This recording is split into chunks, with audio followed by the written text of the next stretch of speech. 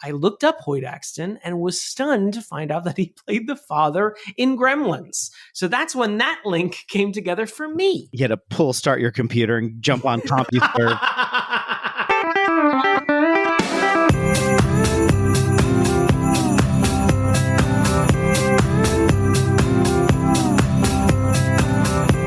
Welcome to Your Inner Child is an Idiot, the podcast where we look back on things from our childhood and see if they were any good to begin with. My name's DJ. Hi, I'm Damon. My name's Damon. Deliberate pronunciation is the name of the game. We're going to talk about holiday stuff. It's holiday We're going to talk about holiday. It's holiday one. It's time to change the store around. We're going to need all hands on deck. Yeah. We've hired some seasonal employees. I need you to work late on Sunday so we can get the wreaths up in the storefront. Everything smells like fucking cinnamon in a way that's like not delicious, more cloying. Weird things like brooms and pine cones. I'm like, I don't want a broom that smells like cinnamon. The reason for the season, as we all know, is a satire of consumerism and potentially marketing to children that became a movie that I saw too early and got scared from. I think this is on my list too. Go on. It involves one adorable creature and many a little bit less adorable creatures. Elf. And it stars Will Ferrell. It's called Elf. Now, do you know what we're talking about? Do I? Yes. We're talking about Gremlins, directed by Joe Dante. Now, some fine folks, some longtime listeners are going to say, you've covered Gremlins. I remember. It's a classic episode. And I'm going to say, our archivists will object to us doing it. You're absolutely wrong. We've covered Gremlins 2. And the reason... the new batch. Which we covered first for 3 reasons. 1... The German 3. 1, we have no idea what we're doing and fuck you. 2, it's famously farcical. And 3, it was playing at our local independent movie theater at the time, and we wanted to go see it and use it for an episode. But we have not watched for this podcast the OG Gremlins, 1980-something, 7, I want to say. I should have done a little research on that, but I didn't. All you did was look up the title, if you even did that. 84, you fool. 1984. I was going to say, that was my next guess after 3 years later than that. Tell me your just throwing darts at the 80s. Tell your memories of Gremlins. I might have already told this story when we watched Gremlins 2, the new batch. Don't look into it because this story is just as good the second time around. I caught Gremlins 2, the new batch, on HBO as a kid, and as you mentioned, it is much more farcical and loony-toony in nature. Mm-hmm. There's a man in a Dracula costume, there's a Trump surrogate, there's a spider gremlin, a gremlin voiced by the late Tony Randall, all fun and games. Bugs Bunny and so I'm like, these gremlins... Daffy Duck in the credits. Yes, Bugs Bunny and Daffy Duck in the credits, literally loony-toony, while also being figuratively loony-toony. Mm-hmm. And I loved it. I was like, these gremlins are my jam. And I went to our local video establishment with my father, and I said, Dad, they have the original Gremlins. I would like to watch this because I've enjoyed Gremlins 2, the new batch so much. And he's like, I don't know about that. And this wee faggot just kept saying he wanted to watch Gremlins. And eventually, Harry Xanthopoulos succumbed to my requests. I was like, whatever. Yeah. Go ahead. Get you the shit scared out of you by these Gremlins. And I watched it, was absolutely terrified. I believe the turning point, while I was scared throughout, the turning point is when they send the woman through the window, which as an adult now, I find the best part because she's like the Mr. Potter of the town in Gremlins. And so her death is funny to me. But yeah, I watched it too young. I should have listened to my father, but I didn't. Listen to your father. That's my little Gremlin story. How about yourself, DJ? Similar experience. I don't remember the circumstances leading to me watching it, but it was somewhere at home and it was way earlier. I think maybe my sister was watching it or my parents. I don't know. Someone was watching it and I sat down, plopped down and watched it and no one stopped me. No one physically restrained you and shot you back to your room. This might be one of the reasons I'm still like not into spooky movies because it scared the shit out of me, especially like the beginning scene. There's a guy who like reaches in his hand and then the gremlin like scratches his hand and then ends up killing him. Like there's a lot more stakes in this movie, if I recall correctly, because like people are being at least maimed, if not murdered, by the gremlins. Yeah, in the other movie, they just seemed annoying. Yeah. I'm sure the implication is people are being maimed, but I mean, even in a deleted scene, damage. Microwave with Marge is just cooking for the gremlins later on in Gremlins 2. So you're absolutely right. I remember there's a guy who reaches into a mailbox and he like gets pulled in, and I remember thinking that literally every time I would go buy a mailbox as a ute. That's what happened to the USPS. It wasn't the Trump administration. It was gremlins in all the boxes. Let's talk about Gizmo for a second. Voiced by Howie Mandel. And as a drawer of adorable little creatures yourself, what do you think of the character design on Gizmo? I like him better in Gremlins 2. Here he's a little bit rougher around the edges, but still pretty cute. But again, because I came to this through the subsequent entries in the film universe of the Gremlins, I was more attached to that one. But he is cute. He's very adorable. The Gremlins are all just very generic in this. Another thing I missed, I don't mean like none of them are voiced by Tony Randall, but I also mean that also a con in Gremlins 1's column. But they all just sort of look the same. Aside from the leader, the one with the mohawk, they all kind of look the same. Whereas even in Gremlins 2, before they get super wacky, there's brown ones and green ones and the cross-eyed one and it's pretty much Stripe, and that's how you can tell he's the leader because he's got the stripe, and that's how you know he's the final boss of the movie. Right? Yeah, the Gizmo, the puppetry improves, if I recall. So yeah, which is also part of why I think they're creepier in this. I mean, I think this movie, I'm interested to see how it holds up because I don't know how high quality it's going to be, but I do think it toes that line of like intentionally being a little bit silly, but also it is trying to be creepy. It's not like they accidentally made these puppets that terrified children. I also want to say, just to speak to my personal experience, I did also later claim that I loved this movie, even though it scared me because it was cool to like things. I remember being at my friend, I remember his name was Andy. I can't remember her last name. And friend Andy's house. I also remember the song "You Give Love a Bad Name" by John Bon Jovi by Bon Jovi, lead singer John Bon Jovi. Got to give credit to the rest of the guys. They pulled their weight.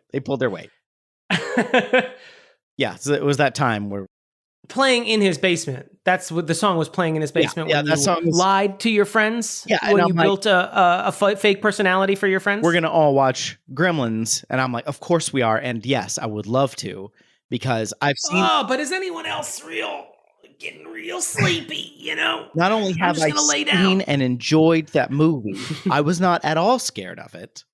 I won't end up peeing the little sleeping bag. No, I didn't. That I remember. Oh, little DJ.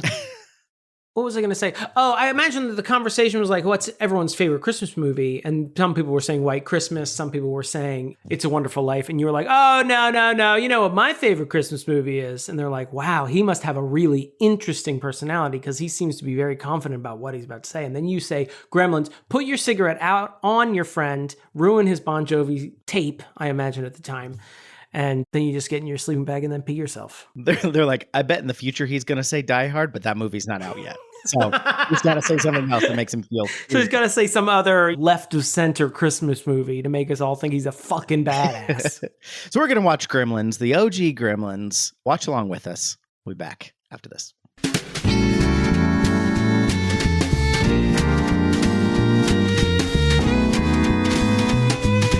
The point is, I'm tired of people going to patreon.com/your inner child is an idiot. Yeah, and signing up at different levels at wherever their comfort is. I'm tired of them having so many choices in capitalism, in this consumer culture. I'm tired of them being able to support like a creative endeavor of two boon companions who just want to make a podcast. You'd rather the government took care of all podcasts for us. I think all podcasts should be subsidized. Okay, actually, you're selling me now. I might be a specific audience to this request, but go ahead. Pretty sure they are in Canada, so why not here, you know? That's nice. So, and the Kids in the Hall host all the podcasts in Canada, which is nice. They share duties with the Maple Leafs. They go on and off. Every other podcast is either a Kid in the Hall or a Maple Leaf. Each one, and I mean literal Maple Leafs, not the hockey team. Not the hockey team. Speaking of pluralization, let's pick a lane. Are we the Leaves or are we the Leafs? That's ridiculous. Same thing with dwarfs and dwarves. Come on, Tolkien, pick one. So whatever you do, don't go to patreon.com/YourInnerChildIsAnIdiot. Don't sign up at whatever level you want. This is called an anti-ad. They're never going to do it. Oh, slipping the old fast one past them. Don't become a patron like our friend Jonathan Day left us a message about Blues Brothers being a Chicagoan. Don't text us, 615-576-0525. And don't tell us what you think. Don't send us an email at yourinnerchildisanidiot@gmail.com. Don't do any of them.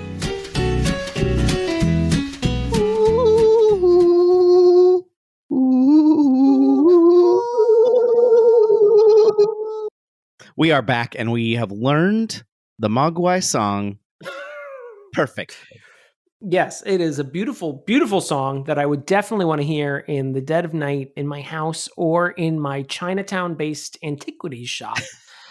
Whenever Gizmo feels the need. You know he's fucking nocturnal. You know that's a given with these damn things. So in the middle of the night, you're just hearing someone in the back of their goddamn Mogwai throat going... You know what I appreciate? I think the best composers, like Jerry Goldsmith, of course, they take from nature. You know, they borrow from, and so he heard the beautiful Mogwai song, and he's like, you know what? That's going to be the Kate and Billy theme. That's going to be the love theme, the antithesis of... Because Gizmo is their third. Yes. Yeah, they're in a throuple.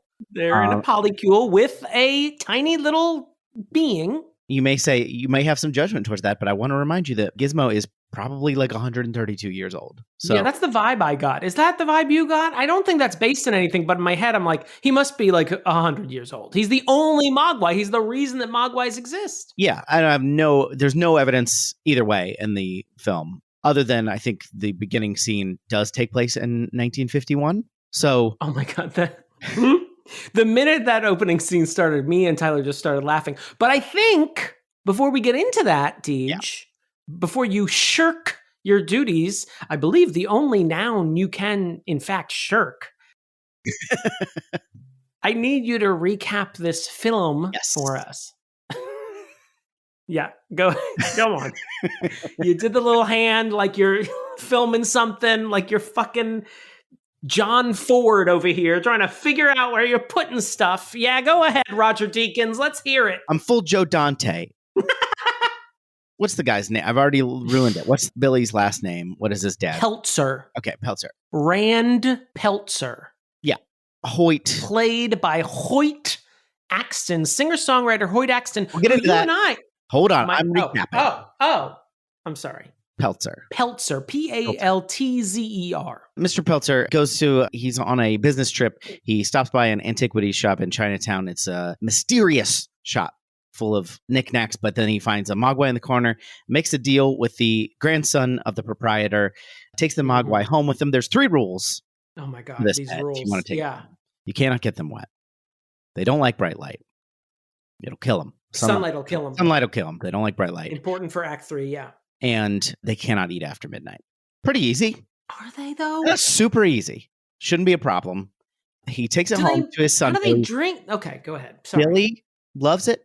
It's a loving pet until about 30 years later when it passes in its sleep. It's a lovely relationship. So, of course, Billy gets it wet. It sprouts. Day one, from what I could tell. It's really Corey Feldman that gets it wet, but then it sprouts other Mogwai.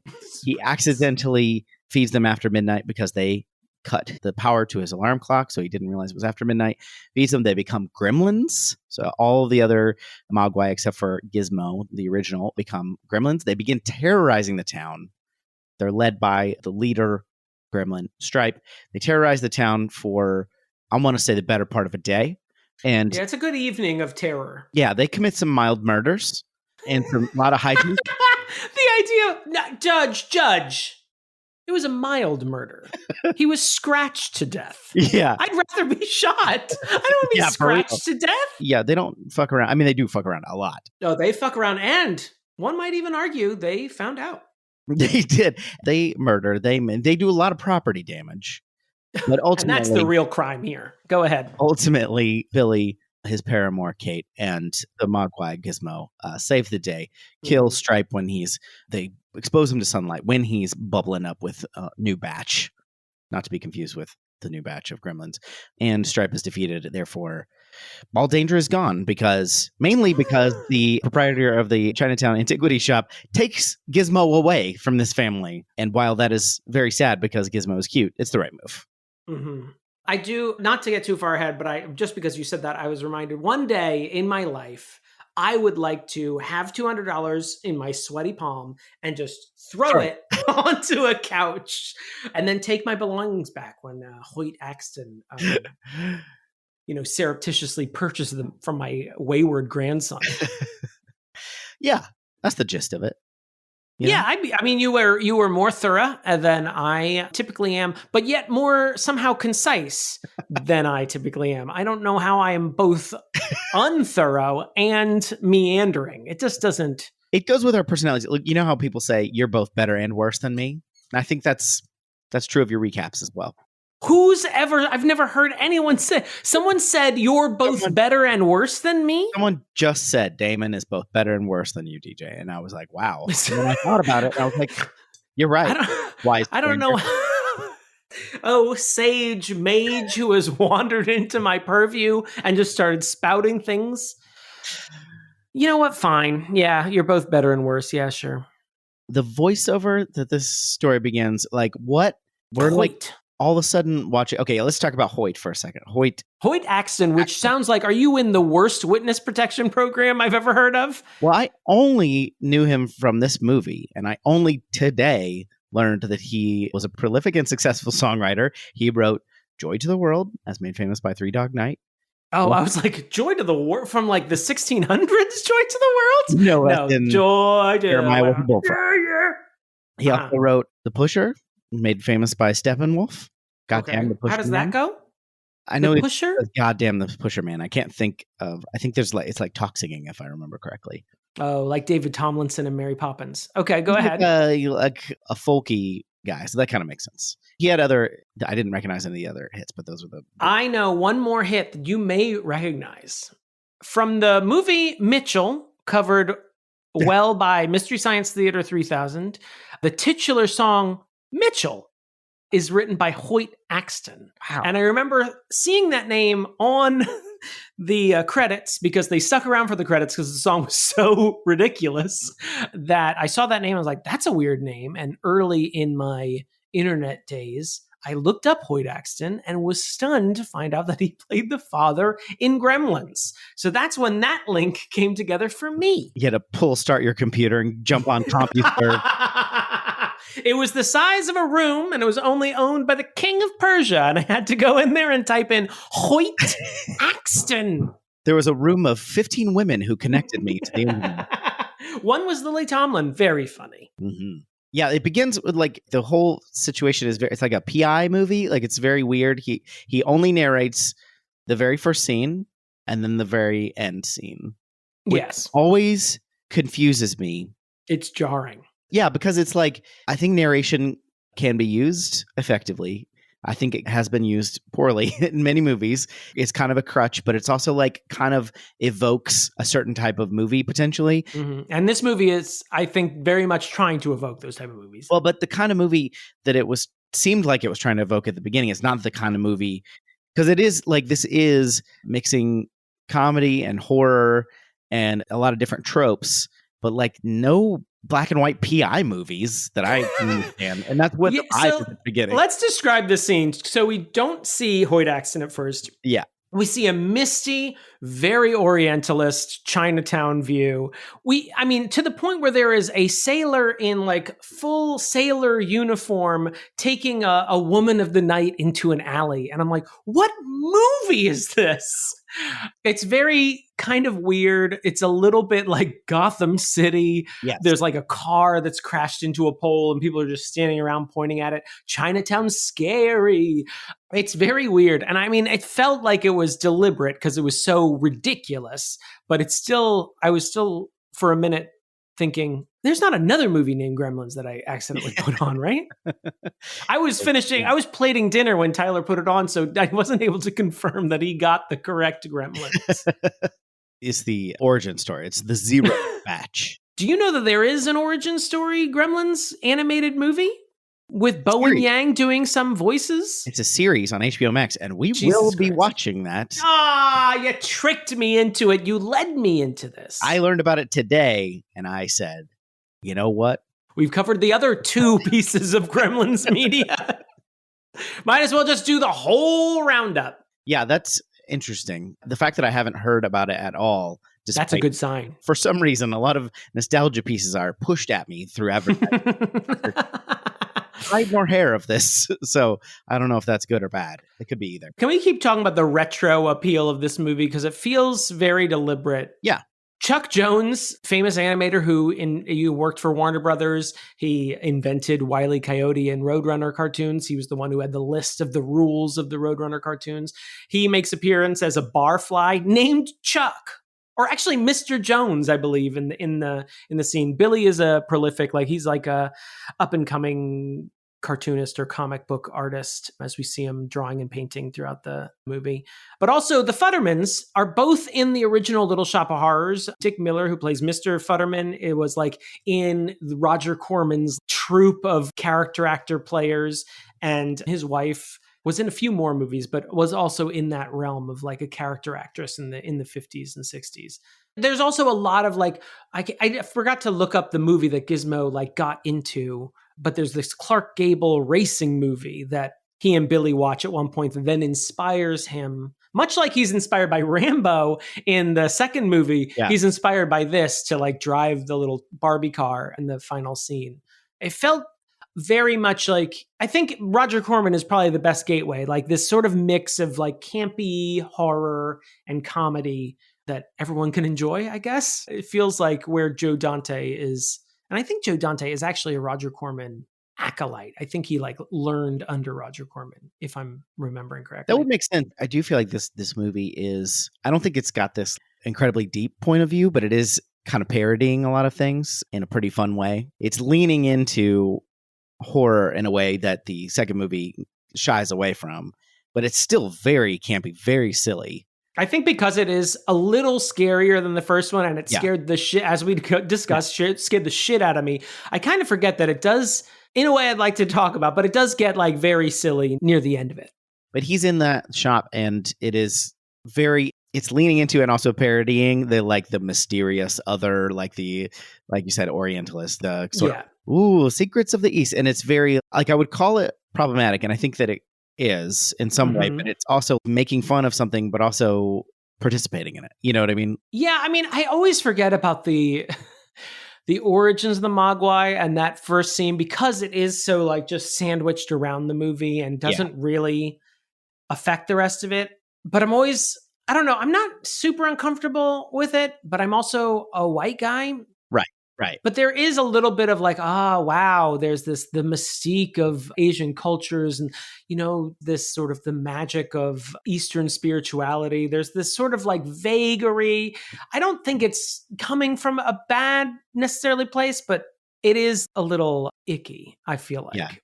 Well, and at the end, we get the shop owner comes back and he's like, your whole society does this with everything. You ruin technology because you don't respect it.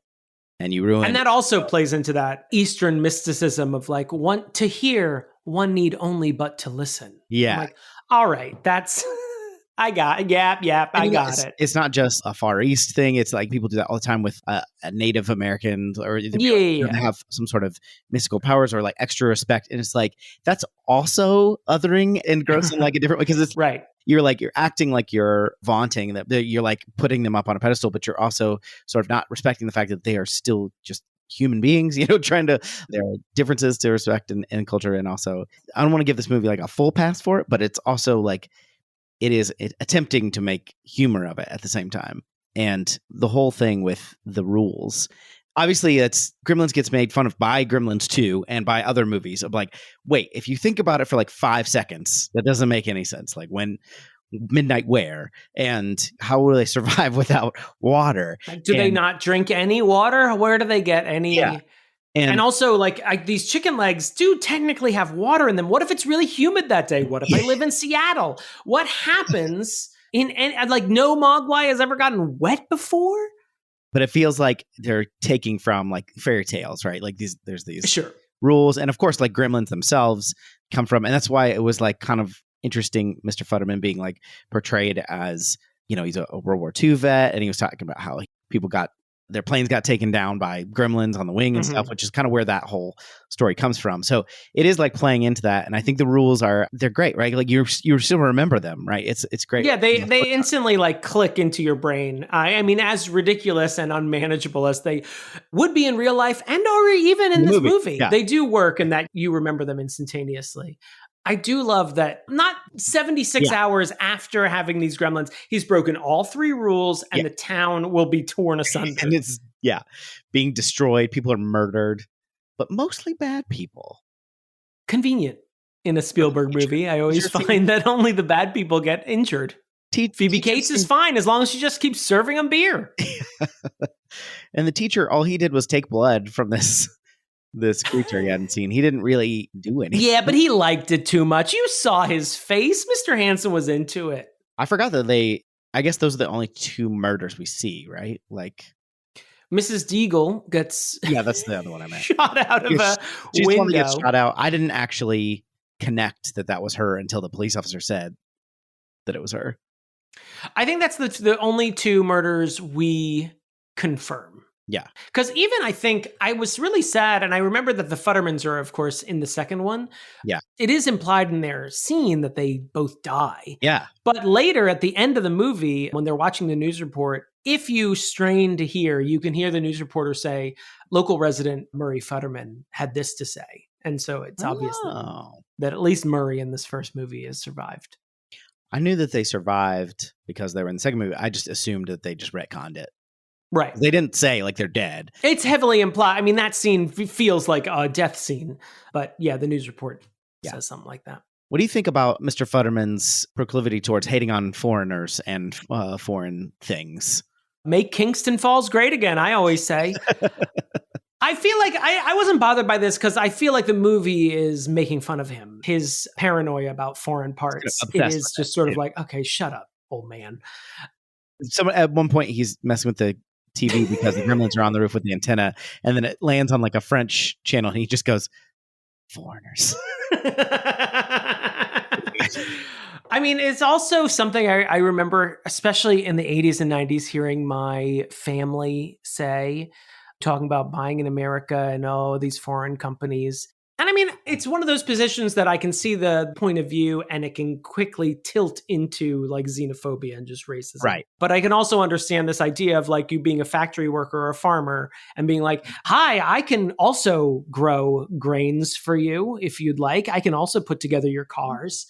I can understand that. And I think it also is what am I, a fucking economist? I was about to start talking about, competition from other countries that they started to grow their own. What the fuck do I know? Don't come here for this. The thing about tariffs is what I meant to say. I guess it's common knowledge, but I didn't realize that Spielberg was involved in this. He was a producer on this and kind of like helped make this happen, like championed it more than just like put my name on it and it'll help sell. He actually was like, because it's a Chris Columbus script. One of your favorite. And surprisingly, I don't know if I said this in the intro, his original script was like darker than this was. Yeah. They had to lighten it up, which is, if you know anything about the career of Chris Columbus, is like, what? Yeah. The dog gets killed in the original script, I believe. And I believe the mom also dies. She like gets beheaded or something. And then at some point they attack a McDonald's and they're eating people instead of hamburgers or something like that. It's now that's comedy. I do want to say, just because I just mentioned her, I was kind of pleasantly surprised by the women in this movie. The mom and Phoebe Cates both acquit themselves well. They're not like damsels in distress or anything. It feels, I don't want to give the movie too much credit, but like it feels like, oh wow, the mom really holds her own against. She kills 3 gremlins in the first scene where we see gremlins in action. She's just like microwaving them and shooting flea and tick spray at them and putting them in the Peltzer juicer peeler. Oh, it's very gross, but she holds her own. I was just going to say Phoebe Cates also never feels like a damsel in distress. She feels very smart and resourceful, and not just with the Gremlins, but even in the awkward scenes with Judge Reinhold, it's very obvious that she knows exactly what she wants, which is Billy. And she's just waiting for him to get up the gumption to ask her out. It's not like this love triangle where she's just, torn between these two guys. She knows that Judge Reinhold fucking sucks. She doesn't need like X-ray vision to figure that out. So I like that in this movie. The scene with the mom. So there's been something crazy going on, right? Because they're the pods, after they become gremlins, they turn into these big pods, they have these cocoons and then they bust visceral out. Pods. It's very visceral, very gross. Artichoke-y. And then she comes into the kitchen and they're in there, and that's when she kills them, like you said. But at that point, we as the audience know that they're dangerous because we've seen them kill the teacher. But all she knows is there's these offspring of her child's pet, and they're in her kitchen, and they are causing property damage, but she murders them. And I felt like it's obviously forgivable because of the kind of movie it is. And we know that gremlins are very dangerous, but also I'm like, using the logic of the moment, I don't know if stabbing them immediately. You want her to go to jail. I'm saying she was quick to blend. She was quick to. Wow. You know what? When I put you on the mailing list for PETA, I just didn't know it would go this far. That you would start defending gremlins and be concerned about gremlins in films. You're right. It is one of those logical leaps that you have to just go along with the movie. I didn't even put it together until you said it, but it is. I mean, they are frightening. They're throwing plates at her head. 40 years hence, I'm boycotting this movie. That's what I'm saying. No more of my money will you get, Gremlins 1984. Yeah, and I also like the mom, how she reacts with the dad, because his inventions all fucking suck. And it's clear that he's not able to do much with them. He does have kind of a sense of humor about it, like with the coffee, and he's like, "What's wrong with this?" It's pretty funny. That was actually a very charming, small window into their relationship where he recognizes that it sucks, and they have this genuine laughter moment, and it was really sweet. Yeah, it comes up when both Billy and his dad come home. They knock the sword off the wall, which is not an invention. I don't know. It's just he's a bad handyman. I'm just this weird. Well, also, who has swords on their wall aside from geeks who had even gone too far for me to hang out with them? Oh, it's the blade of Isildur. Right, of course. What is it called? Flame of the West. Oh, no. I set you up. But Andoril, of course. My apologies to the Tolkien community. Second mention of Tolkien in this.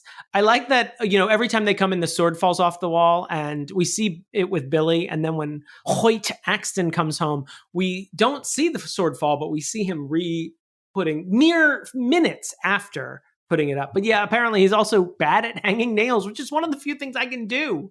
You can invent a card shuffler, but you can't put a nail in a prime spot to hold a sword. But I also like that she's patient with that whole thing. She encourages Billy to be patient with the inventions, and she because he's like, "This sucks," and she's like, use the sink. But she also understands. It sounds like Billy is supporting his family. At least that's what Judge Reinhold's character says. That sweet job at the bank. His bank job is sweet bank. Actually, job. Credit union get very angry if you mistake them as the bank. Can we talk about Phoebe Cates while we're here? I mean, I want to talk about Zach Galligan. So yeah, we can talk about. I also, not for Phoebe, but yeah, for Zach Galligan. Yeah. Go ahead. You talk about Phoebe. This is my introduction to Phoebe Cates as a kid. I didn't even see Fast Times at Ridgemont High. I know I've seen the infamous scene now. Mm-hmm. But I don't even think I've seen that full movie, which we should probably cover. You've only watched the video for Stacy's mom. That's that parody. Yes.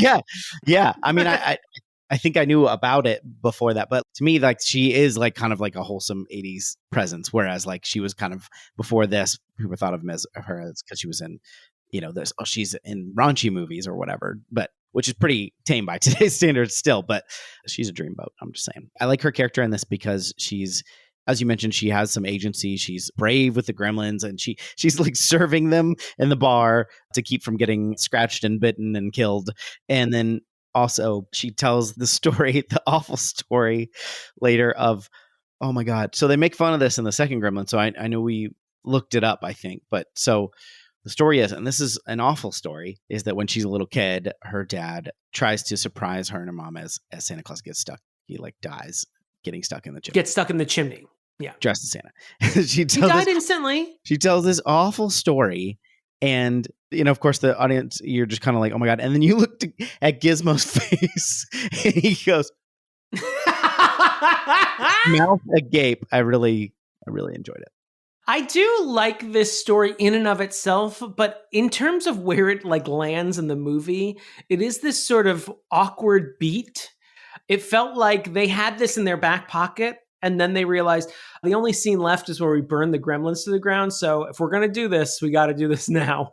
And it felt like sort of shoehorned into this weird scene where they sort of realized that the gremlins have busted up the credit union. And she's like, oh, well, let me tell you finally why I hate Christmas. My dad died in our chimney, broke his neck, and stunk up the whole house with his festering corpse. And then she says, and that's how I found out there was no Santa Claus. As if that's the worst part of the story. Right. I appreciate it just for its macabre nature, but I wish it had been like sort of finessed a little less clumsily. Or maybe the clumsy nature of it is the point. Damon, you ignorant asshole. I couldn't agree with you more. I think, again, I'm not gonna pretend like this is super well thought out in all these choices, but I think its position is perfect because it comes out of nowhere and it goes nowhere. It gives you like a little bit of depth of her character, but mostly it's a horrible laugh line in a movie that's like leaning into that, right? Like the Gremlins are launching Mrs. Deagle through the air on an assisted chairlift. She dies. That's awful, right? But it's also kind of funny, right? Like it's kind of the movie thing. did spend a lot of time setting up Miss Deagle for fall, as it were. Yes, both metaphorical and quite literal. And I appreciated that moment. I think as a kid, though, I don't know if okay, this is my own personal, and I'm being honest with you, just because we're close friends. Yeah. And I trust our audience.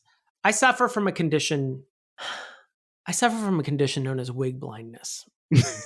And you didn't recognize that was her? Something I didn't either. As a kid, I did not recognize that was Mrs. Deagle because now she didn't have this wig. That was obviously a wig. I mean, it's this she's an older woman. There's this bright red wig, like fucking Lucille Ball. I did not recognize her as a kid. I also had trouble as a child recognizing that Maria Von Trapp from The Sound of Music and Mary Poppins were the same woman. It's a serious condition, and it affects dozens of us. Are you serious? Wig blindness. Yeah. And that's why RuPaul's Drag Race just goes over my head a lot. I'm just like, who is this man? Why do I care what he's doing? And where'd that woman from the end of the last episode go? She had his same facial structure. That's why I've never seen Dolly Parton. People just keep saying her name. I have no idea who they're talking. But yeah, I have ability cloak or something. That's not what I mean. I just mean when they take off the wig or put on a different wig. I'm like, huh? I don't know. I was really banking on that hair color to figure out who you were. Yeah, but I had trouble as a kid recognizing that was Mrs. Deagle. So it just seemed like they were terrorizing this woman who was sweetly cooing at her cats. Yeah. But now as an older man, I recognize because they keep saying Mrs. Deagle, and she has all these real estate signs around her house, and she's terrible. And she's played by Polly Holiday. That's the same woman. I love Mrs. Deagle in this. If I was Polly Holiday, I would have been over the moon to play this character. She's a perfect mix of Mr. Potter from It's a Wonderful Life, Ebenezer Scrooge, and Mrs. Gulch from The Wizard of Oz. Like she wants to kill that dog. Yes, and threatens to many times, and kill it slowly, no doubt. Yeah, and what's she say? She's gonna put it in the dryer until it dehydrates or something. And the other guy in line at the credit That'll do it. That'll do it. Her music is also very like it's deranged. What did I write? It's like horns going to the bathroom. It's just like a melodic, just like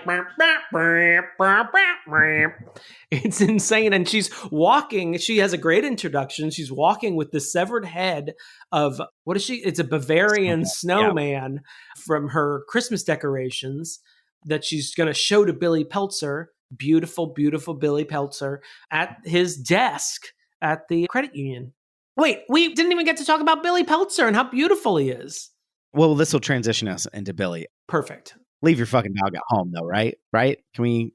Yes. Leave your dog at home. I don't care how much personality he has or his ability to speak English, as apparently, or at least understand English, according to this movie, and how much it connects with Gizmo. Leave your goddamn dog at home. It just wants to sleep and Also beg for you to come home. So, like, yeah, everyone's home. Your mom's doing terrible job decorating gingerbread men. Leave the dog with her.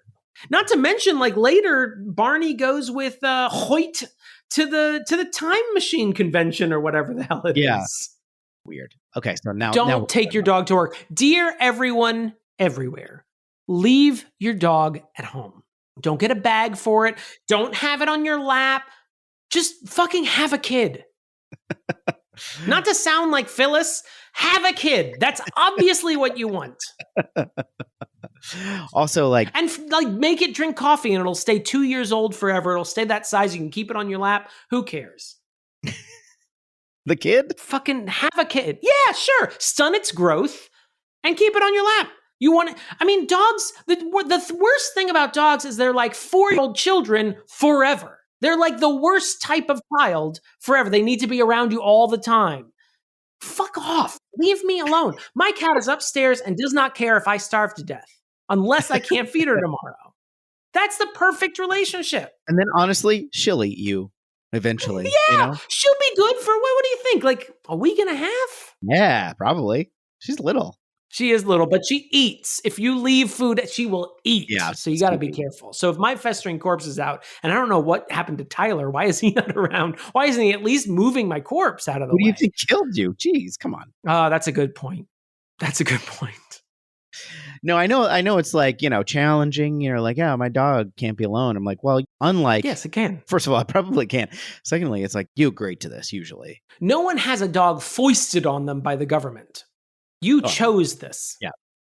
By the government. And although I will say one of the best things about dogs is they can be in sunlight and can get wet. It's preferable not to get them wet, but they can get wet without any detrimental circumstances. A little stinky sometimes. Yeah, a little stinky, but I mean, I can deal with that rather than suddenly having 5 dogs. I don't know about this going down the leave your dog at home route.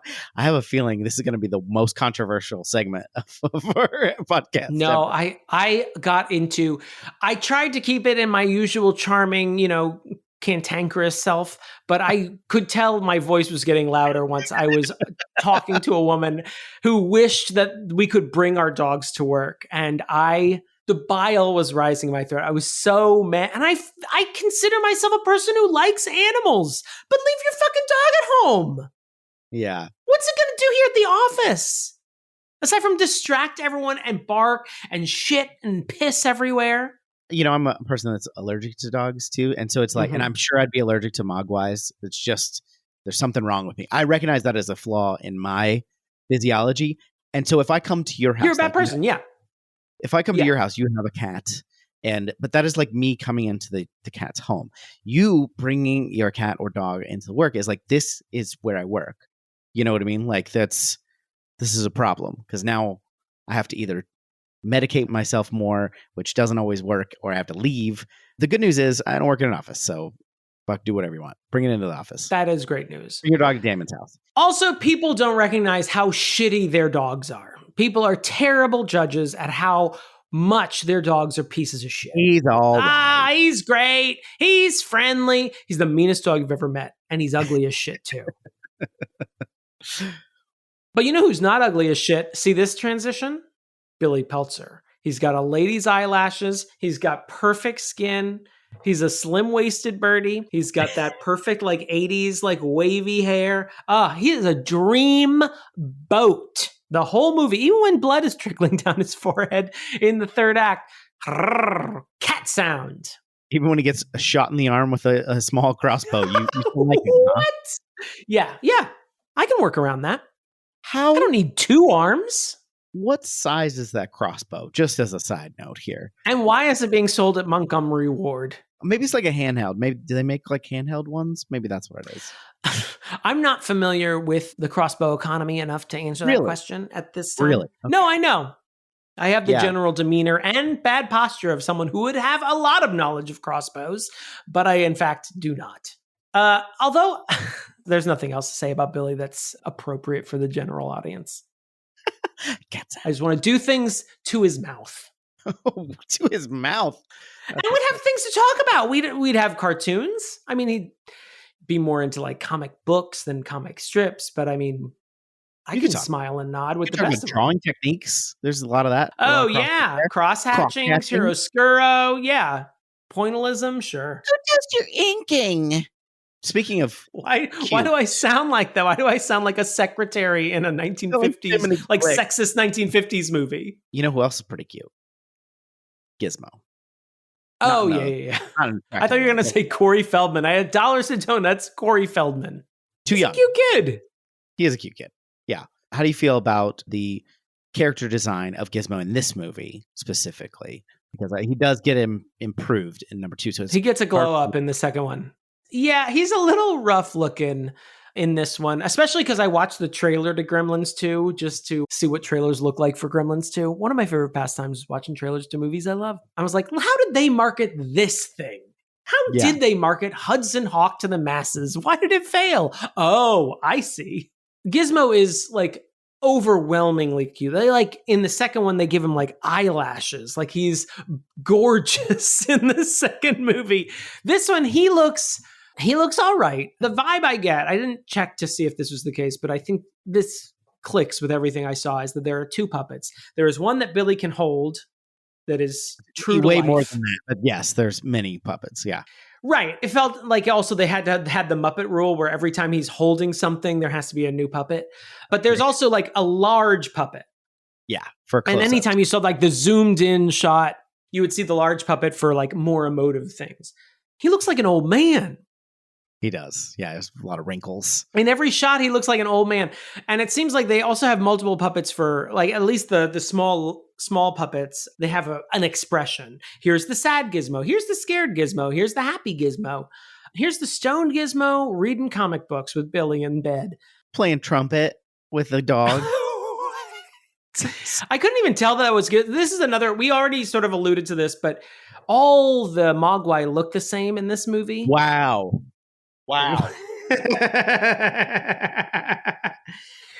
I'm just the guy at the party saying what everyone else is thinking. I just have the balls to say it.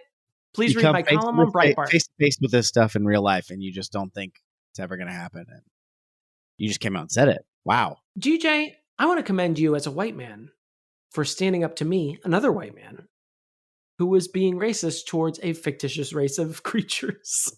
You know, I think we all learned a little something here today. Mm-hmm. Thanks to you. Thanks to me. You're brave. You know, I wouldn't describe it. You know, you're right. I am. Yeah. I wouldn't describe it as brave. You know what? I like bravery. Let's go back to that. But they all look the same. And so sometimes it was hard to tell. Now that we've done that joke, everything I say sounds terrible. It's hard to tell who I was looking at in some of the shots. Like when he's playing the trumpet, I was like, oh, that Mogwai seems nice. What he's not hanging out with his mean old brothers. And I was like, oh, that's Gizmo. That's why they spat vomit on him. I think I only knew that because they were like, the others are not like Gizmo. And then they panned. It's not exactly like the best communication by the camera shots, because the other Mogwai, the would eventually become Gremlins, are all like gathered around Stripe and they're like playing a game or something, and then Gizmo's like in the same shot thing. Yeah. And then Gizmo's like in the same shot by the Christmas tree, like playing trumpet next to the dog, and the dog is kind of like, It's not communicated that well, but that's the only reason I was like, oh, that's Gizmo, because he's cute. And honestly, between that and every time they say the word Mogwai, he repeats and goes, Mogwai. Very cute. And woof woof. Yeah, he just gets little phrases. And then honestly, he's very cute though. Even though he looks kind of rough, he is very cute. And Howie Mandel infuses him like with a overwhelming amount of personality. And I was surprised that I was never annoyed by it, even though you could argue that it was saccharine and a little cloying. Yeah. I was charmed by it all the time. What do you think about I think they did a good job. Billy.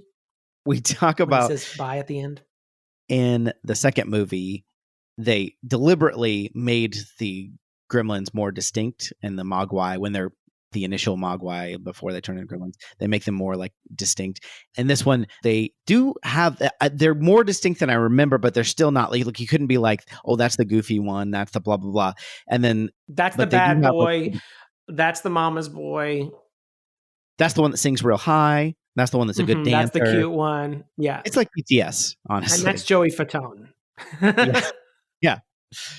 How did you feel about the when they become gremlins, when they're adult gremlins, I guess? How do you when feel they've about pupated the chrysalis or pupa? Yeah, I feel like they were also kind of generic again, aside from Stripe, of course, who has the sweet ass mohawk. They all literally just look the same, like same green skin tone, like the same sort of model. Like it felt like they were just stamping them out, Uruk-hai style and Orthanc, just like pump them out. We got gremlins to release. Only until you get to, Dooley's Tavern, when they're in drag and doing puppet shows, do they really start to like take on this other personality. I also am looking at it through this lens of like Gremlins 2, where I feel like that was a deliberate attempt to give them all personalities, whereas this felt like one stands for all of them. They're all the same, and we only gave this one a mohawk so you could recognize him at the end of the movie when he's throwing shade at Montgomery Ward. Throwing shade and saw blades. They're basically just all gags, right? Like the one is dressed in drag because he's pretending to be, or it's pretending to be Stripe's date. And there's like the exhibitionist gremlin that like flashes open a trench coat at Kate. They'll have, it's less an indicator of their personalities and more just little gags that they just keep doing. And there's also the jazz gremlin who they like start playing jazz music overhead, and he's got like a little sunglasses, and does he have like a hat or something? He has like he has a fedora on, and he has like a cigarette. I couldn't figure out what was this a reference I was not understanding, because he's sitting there almost like a film noir movie where he's just sitting there and there's like jazzy music playing, and then another gremlin comes up with two like puppets on his hand, and then he's shot in the face by the first gremlin. Yeah. And I was like, okay, I guess. That scene, I mean, I'm a little torn on that scene because it does remind me of the sort of madcap energy a little bit that we see more of in the sequel. But it also, for me, appears at a weird late point in the movie where we've seen them being genuine menaces to the town. And now all of a sudden, like I feel like it turns on a dime where there was like a playfulness to their menacing nature. But now it's just like all jokes suddenly in this scene that plays on a little long. And it's very, I don't know what the word is, like, it's very campy and silly. Like it's deliberately silly. And they have little costumes. They're all smoking cigarettes. They're all getting drunk. They're spinning. One does like a flash dance routine, like deliberately referencing flash dance. There's the jazzy one. There's the flasher. There's the one in drag. And it goes on for a while. And I'm like, what is this now? It felt like. Yeah. It's like Whiplash. Like you keep going back and forth between the two tones. It's kind of weird. There's the scene where this cracked me up when they are caroling, because we had seen like human carolers earlier. It's really funny because they've got one's got little earmuffs on, and they're just like, they're just kind of, I don't remember if they're singing in tune or not, or if they're just saying la. They're singing their own theme song. That's right. La, la, la, la, la, la. Where did they get these earmuffs that are their size suddenly? And that's the first like inkling. Oh, now we're going to be silly suddenly. But that one got me. But that was before the bar, I think, when it was like, okay, we're going to lean into this. And it went on a little long too, I think was part of it. Was like, because her serving them, she's pouring them drinks and like lighting their cigarettes and stuff. And like, that is pretty funny. Like I could see her, she's like just trying not to get attacked. And they seem cool with her. Happy. Yeah, does whatever they want. But it like went on maybe 5 minutes too long to where we're just like, what is happening here? Yeah, it just felt like the movie had sort of stalled out and was like, we're just going to stay on this for a minute. And then they get to, that sort of continues on when they go to the movie theater and they're deciding to watch Snow White and the Seven Dwarves. And they're all, again, in like character. And it's sort of leaning into that Looney Tunes nature of the Gremlins. We even see one like walk by who's like looking dopey. And then the next gremlin who walks by down the aisle has like a giant Looney Tunes style mallet that he's going to hit the next gremlin with, and the gremlin who's in the seat is just watching them go by. And I mean, that ties into Chuck Jones, who, appears at the beginning of the movie. It just feels like it's like two halves that never get fused together properly. They're just like, we have this, and now we're going to have this. Like Joe Dante just got bored with the menacing, the mayhem, the genuine mayhem, and it's just like, we're just going to have comic mayhem. When I don't know if if there's like a scene missing where like Gizmo watches like Looney Tunes with his brothers or whatever, and we can see that they've been watching TV, so you can kind of like extrapolate some of that, but the movie doesn't explicitly be like, oh, this is where they got all this. This is a reflection of society and how entertainment rotted our brains. And you're like, maybe that's still what they're saying, and I do probably believe that's in there, but it's like, it's not a direct correlation, so you kind of have to imply that, which kind of lessens the impact of that message, I think, a little bit. Do you like that Mike Ehrmantraut, Jonathan Banks, is in this movie? That was fun. Oh, yeah, I did notice. I did write that Better Call Saul guy is in this.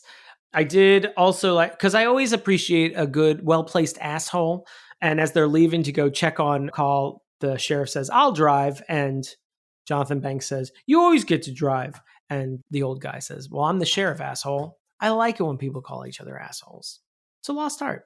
But yeah, he's one of those actors that, I mean, his break came late. And so you find him, he pops up in a lot of stuff, I feel like. Yeah.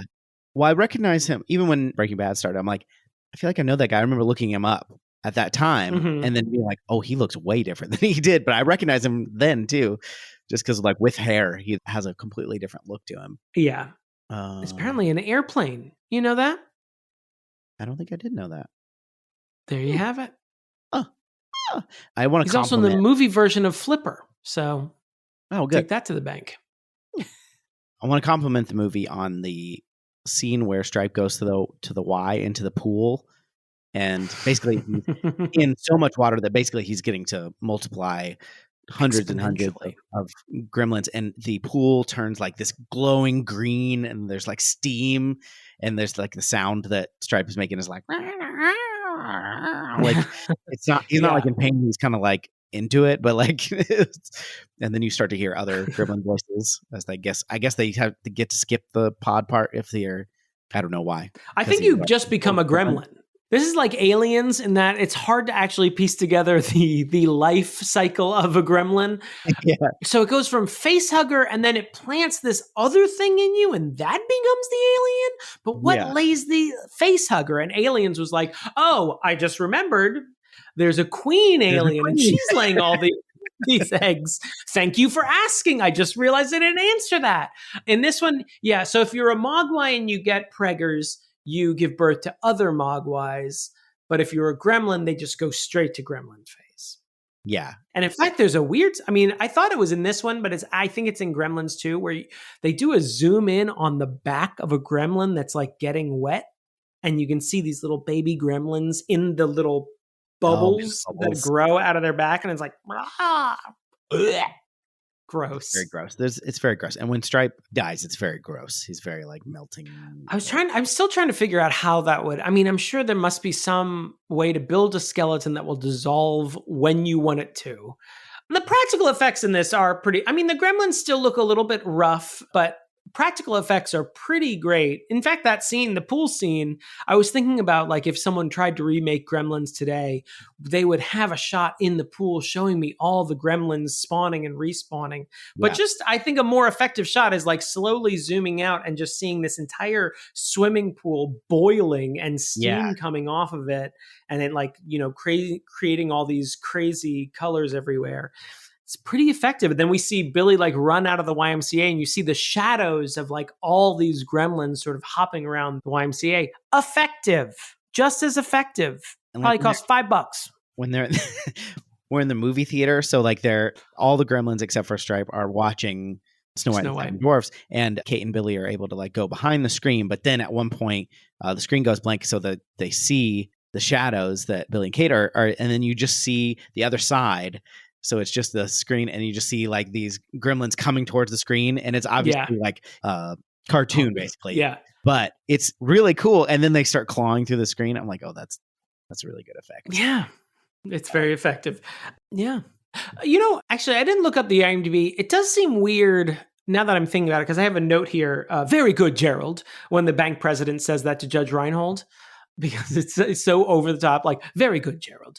We never see Judge Reinhold at any point. It feels like that would be a deleted scene or something.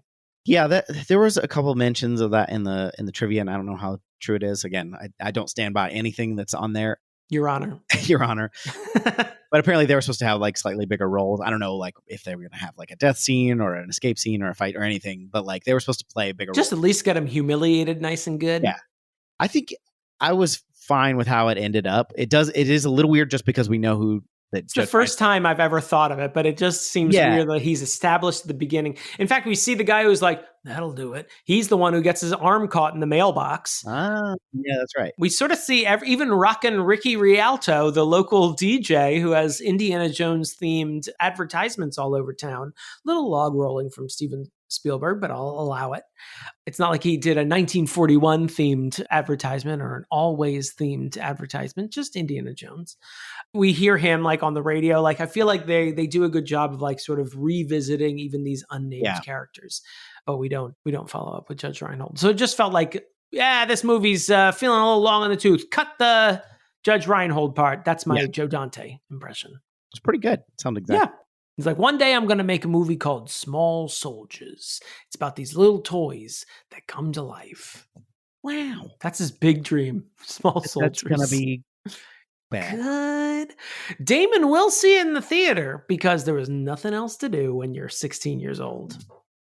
So I realized that Gizmo speaks Chinese because the old man comes to pick him up and they're just like having this little conversation. I don't know if he is actually speaking Chinese in that moment because I do not speak Chinese or Cantonese or whatever dialect they're speaking, but it is very cute. Just the like, of course, that's like like who knows how long. I just thought that was charming. It is very cute when the old man, who's sort of been gruff and like stone-faced the entire time, when he actually sees Gizmo, he's very sweet and like doting upon him. And of course, Gizmo responds in kind. It's very, very cute. And Orientalism aside of the whole thing, Tyler did want me to mention that he appreciates that someone comes and takes the Mogwai away. It's like, you know what? You are not allowed to handle this anymore. You have proven over the past 82 hours that you cannot manage this. So I'm just going to take him back because we never agreed to anything. There are no contracts that have been signed. Here's your and full of money. Goodbye. Yeah. You want to go to the verdict? Yeah.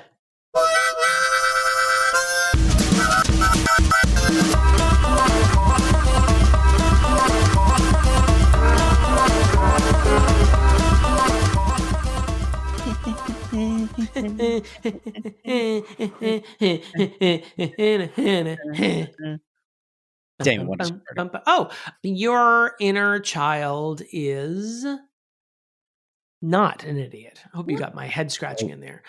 You're not an idiot. This is a pretty good movie. I still side on the second one a little bit, but this is a fun movie. Got a few laughs out of me, a few thrills. Who might say? I do like watching an old bitch fly out of a window. I feel like I can say that for Mrs. Teagle. I appreciated that this movie slanders people who buy up property in small towns just because they can, and slanders yuppies at the same time. Fuck them both, even though we don't see Judge Reinhold meet some grizzly end himself. I assume the Gremlins sought out that asshole as well. So I like this movie as sort of like a beginner's entry into horror. Of course, it kept both of us at bay. We were like, oh, no, I couldn't possibly, both of us said. But it's an enjoyable movie. Some problematic aspects framing it, but not terrible, but a little icky. But otherwise, a fun romp from Joe Dante. What? Who says what? I was like possessed by Gene Shalit right at the end. A fun romp from director Joe Dante. I give this 2 noses up. Newcomer screenwriter Chris Columbus really laid the groundwork. Knocked it out of the park. I agree. Your inner child is not an idiot. And I saw this too early.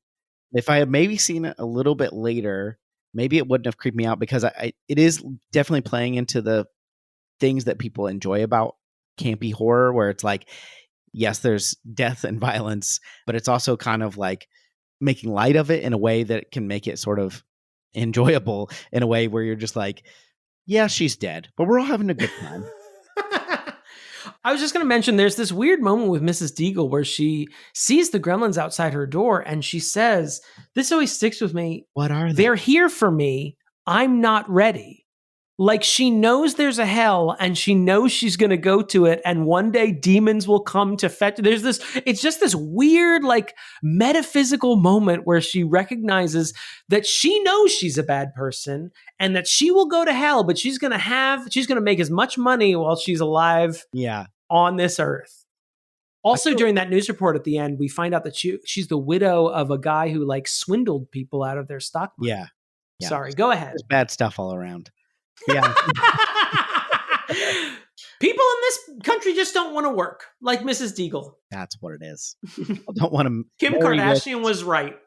People don't want to marry rich and have their husband die like it used to be. I thought this was pretty fun. I thought, it's not a perfect movie. There's problems. There are some. I feel like it takes a minute to get going. Like the first third of it is, the first act is probably the roughest, but also you get a lot of cute moments with Gizmo. And if it had just been a movie of Billy and Gizmo hanging out, I probably also would have enjoyed that. But I enjoyed. Wasn't that a Dr. Pepper campaign a few years back? Probably. It was very enjoyable. The Gremlins they're little rascals, little murdering rascals. I forgot to mention this, and I don't know if I mentioned this in our Gremlins 2 episode, but I had a dream when I was a kid that they were making a third Gremlins movie, and Gizmo got gremlinized, and Billy had to find a cure for gremlinization. And I think that's a pretty solid premise for a third movie. That's a pretty good setup, man. You should write a spec script. Steven Spielberg, I wrote to you when I was a kid, and I'll write to you again with a script, and I'm going to meet you in an elevator. I'm going to have flop sweat. I'm going to be talking too fast about Gremlins 3. And Steven Spielberg's going to be like, that's how it's done, kid. And then he has you murdered by his security guards. Kill him, Greg, and get that script. Who are Gremlins? Wow, twist. I like that he's putting him to work still. He made a movie, but he's still keeping him around, giving him stuff to do. Gremlins 2 was like 35 years ago or something. So did you think while you were watching this movie that when they're watching Pod People they're watching the Pod People movie, the original movie from the 50s, that to them watching Pod People is I don't like want to talk about us watching Gremlins now? Do you want to talk about that? No, Do you want to face that fucking fact? No, I don't. All movies are just signposts towards death. All movies from before I was born were all made the same year, 1980, and they all just sort of came out that same year, and they came up with colorization that year, like in August. And that's it. Everything that happened before I was born is all collapsed like an accordion, and everything that happened after I was born is a long stretch that everyone's been enjoying and thinks is the greatest period of human civilization. And it'll never end. I'm going to die one day. All right. What do you think, everybody? Email us, yourinnerchildsididiot@gmail.com. You can text us or leave us a voicemail, 615-576-0525. I want to thank my friend Russ Weaver for the use of his song Top of 2 for ad music. And we want to thank our patrons. Thanks for supporting us. We want to thank our patrons, including Just Cuz, Lindsay Halik, Scalfasaurus, Jackson has an unhealthy obsession with Damon, James Taylor, David Mort, dramatically plays hot dog, Captain Jean-Luc Picard, Josh Frigo, His Honor the Mayor, the Elusive fan Gromkin, Heather Tuggle, Larissa Maestro, Shit on the Cartouche, Lindsay Nell, Zachary Hartley, Jeremy T. Powlen, Caroline Amberson, Dr. Malcolm's Heaving Gremlin, Beth Surmont, T. Smith. Tommy Boy is my favorite movie. I didn't catch that one. Probably gonna have to retake that one too. Tommy Boy is my favorite movie. Tommy Boy and your favorite movie? Is that what yeah, that's Tommy Boy and another movie, my favorite movie. The Hands of Fate. Particle Man. Travis Vance. The Zesty. Supreme ruler of this podcast. Demon's Australian accent. Karen Curd. Jonathon Day. and Bill Haynes. Thank you all very much. Thank you, everyone. On support like them, patreon.com/YourChild'sAnIdiot. Bye, Billy. Bye, Billy. Bye, woof woof.